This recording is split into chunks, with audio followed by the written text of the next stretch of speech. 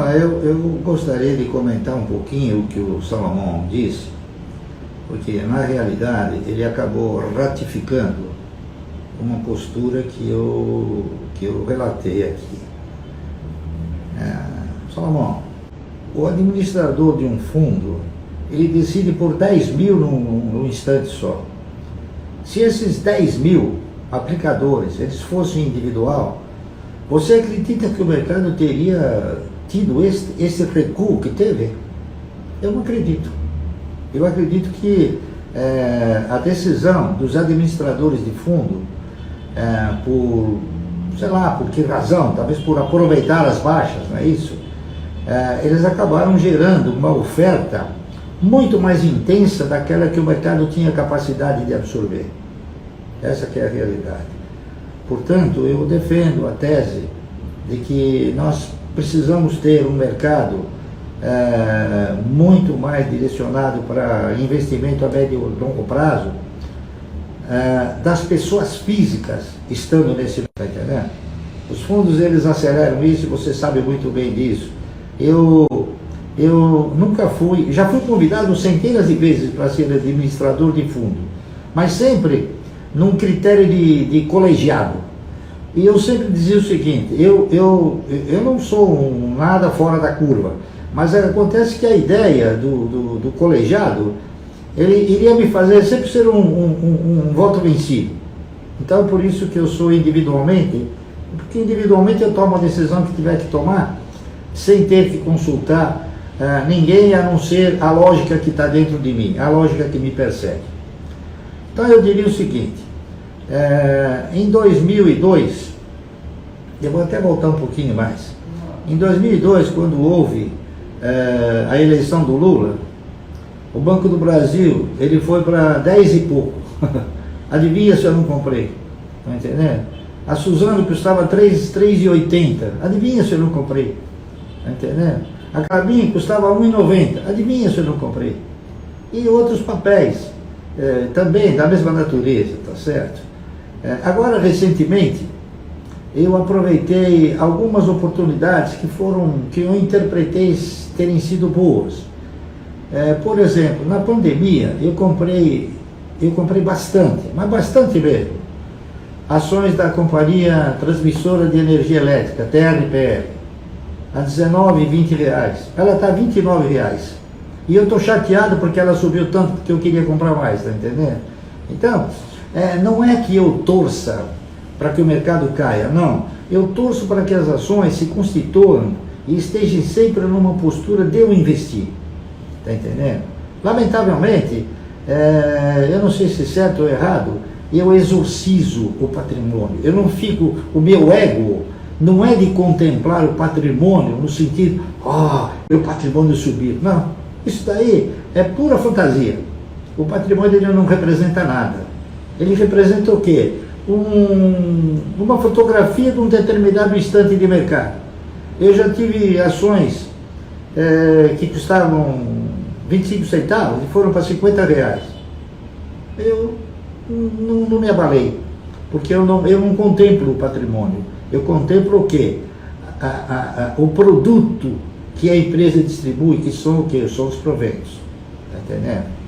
Então, eu tenho uma forma de interpretar, não é diferente dos fundos.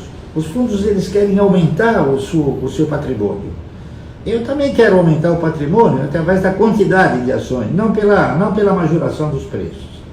Os fundos não, os fundos querem valorizar para poderem ter as suas cotas valorizadas, tá certo? É diferente, é um pouco diferente. Então, ele enumerou alguns papéis que eu não compraria nunca. Azul eu não compro, mas nem que esteja R$1, tá entendendo? Enfim, por quê? Porque são papéis que não estão dentro daquele setor de atividade que depende da administração do gestor. A Azul depende do Ministério, que tem a Agência Nacional de Aviação, aumenta ou não aumenta o custo, o querosene que é mais caro, tem que pagar, enfim, tem um monte de coisas, tem uma dependência muito grande. a administração dela, a lógica da administração dela não depende apenas do administrador, depende de uma série de outras circunstâncias. Então a gente avalia isso, está entendendo? Por isso que eu não compro ações que não tenham ou que não estejam enquadradas num tipo de atividade que seja assim, que te mostre um porvir, um futuro mais tranquilo, mais perene, está entendendo? E dentro dessa perenidade, você tem que avaliar também o quê? A sustentabilidade, você entendeu? Porque você tem ações de empresas que estão numa atividade perene, que é um abacaxi, você está entendendo? São empresas que, eu vou até citar 2 exemplos, que são paradigmas, que são contrários. Você pega, por exemplo, a Klabin. A Klabin é uma empresa que está no setor de celulose e papel, não é isso? Ela tem eu não saberia te quantificar quantos Klabin são sócios da Klabin. Está entendendo? Então, o que ela tem? Ela tem um programa e um compromisso com a sua coletividade de distribuir dividendos. Ela tem um perfil de amparar, através de proventos, os seus acionistas, não é isso? Por quê? Porque tem uma grande quantidade de Klabin, de Laffer, enfim, de todos eles, que têm ações e querem essa remuneração, tá certo? Você pega, por exemplo, a Suzano. Esse ano a Suzano não pagou dividendo, tá entendendo? Ela, para pagar dividendo, eu me lembro desde a época do... Como é que era o nome dele? Um camarada que eu admirava extraordinariamente, o Boris Tabakov. Não sei se vocês chegaram a conhecer, mas era um cidadão de uma capacidade fenomenal, tá entendendo? Uma didática impressionante. Cada vez que ele fazia uma apresentação da Suzano, ele dizia o seguinte: esse ano aqui foi um ano difícil, mas o ano que vem nós vamos pagar grandes dividendos. Eu estou esperando até hoje. Fazem 30 anos, tá entendendo? Eles pagarem um grande dividendo, nunca pagaram um grande dividendo. A verdade é essa, então é perfil da empresa, né? Então, você conhecendo isso, você vai direcionando os seus recursos para aqueles que pagam e que dão um bom dividendo. A transportadora de energia, a TRPL, por exemplo, é uma empresa que paga dividendos extraordinariamente positivos. Ela acabou hoje de anunciar aí cerca de 70 e poucos centavos, né? Além de ter pago agora em novembro mais 55 centavos. Então, são essas empresas que me atraem. E são essas empresas que deveriam atrair o cidadão que pretende sempre ter uma carteira de renda mensal. Eu consegui edificar um patrimônio com essa diretriz, tá entendendo? Não foi com a diretriz dos fundos, foi com a diretriz do investidor, pessoa física, pensando no quê? Pensando no carteira de renda mensal. Então, eu comprei ações, eu acho que eu não comprei nenhuma dessas que ele falou, tá entendendo? Eu comprei ações, por exemplo, eu comprei bastante ações, bastante mesmo ações, da geradora Tietê, a 1,90, e ela paga dividendos trimestralmente. Ela está 3,35, 3,40, subiu na mesma proporção em que subiu a Azul, acredito eu. Só que ela me deu alguma coisa em troca. A Azul, o máximo que talvez ela pudesse me dar era uma passagem de graça, tá entendendo? Enfim, não distribui nada, é muito difícil distribuir. Então, eu olho muito para a empresa que tem o quê? Que tem um mecanismo de contemplar os seus acionistas, tá correto? Então, uma empresa que tenha política de distribuição de proventos, que tenha, assim, um intervalo desejável, o dividendo mais inteligente.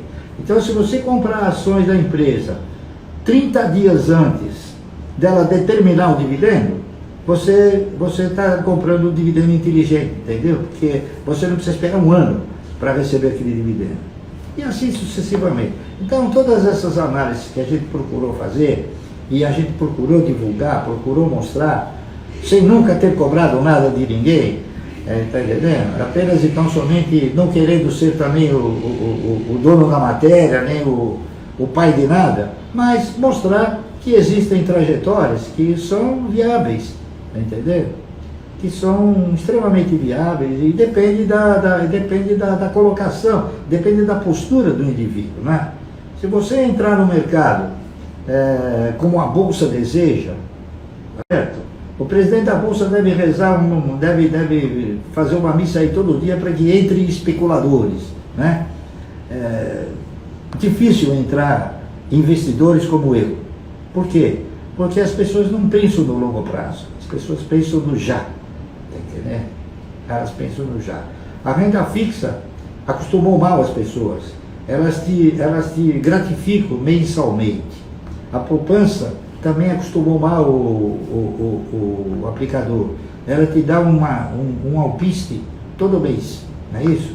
Ao passo que você, para poder ter um resultado razoável, você aplica na poupança e fica um ano na perda fixa, conforme eu qualifico. Tá?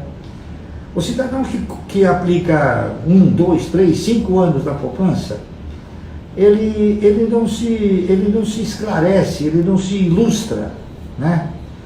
E ele não tem a mesma paciência de investir nas ações nesse mesmo período. Nas ações ele quer o lucro rápido e na poupança ele espera um ano, tá entendendo? Então são posturas distintas que o brasileiro precisaria ter uma cultura de investimento muito mais apurada, né? A Luiza está tentando fazer esse papel, desenvolver esse papel junto ao público, mostrando que ações, ela é um investimento de médio e longo prazo, é isso? Porque o próprio indivíduo que monta uma empresa, ele não espera, na minha modesta opinião, ele não espera ficar rico de repente no primeiro mês. Ele vai edificar, ele vai projetar a empresa, ele vai faturar, ele vai, enfim, operacionalizar a empresa de forma tal que ela vai ter o quê? Vai ter um crescimento progressivo, não é isso? É isso aí, o mercado é isso. É você não se considerar um acionista minoritário. Você tem que se considerar um pequeno dono, tá entendendo? E você só se consideraria, ou se considerará um pequeno dono, se você tiver ações da empresa. Se você tiver cotas de fundo, você nunca vai se considerar um pequeno dono. A minha opinião, sincera, honesta e franca. Tá ok? Boa. Posso fazer só uma última pergunta? Claro. Se você puder responder, qual foi a maior lição que você aprendeu dessa pandemia do coronavírus e do impacto que ela teve na Bolsa brasileira e, enfim, no mundo inteiro? Olha, as lições eu já havia aprendido. Eu apenas e tão somente usei os conhecimentos adquiridos em outras ocasiões para operar nesse coronavírus. Então, ele foi mais uma lição, tá entendendo? Foi mais uma lição.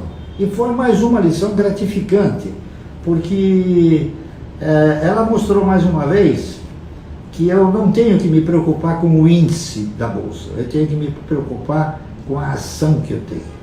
O índice é uma carteira teórica que a Bolsa modifica cada 4, 5, 6 meses, porque ela tem interesse em fazer com que esse índice se projete de uma forma cada vez mais intensa, né?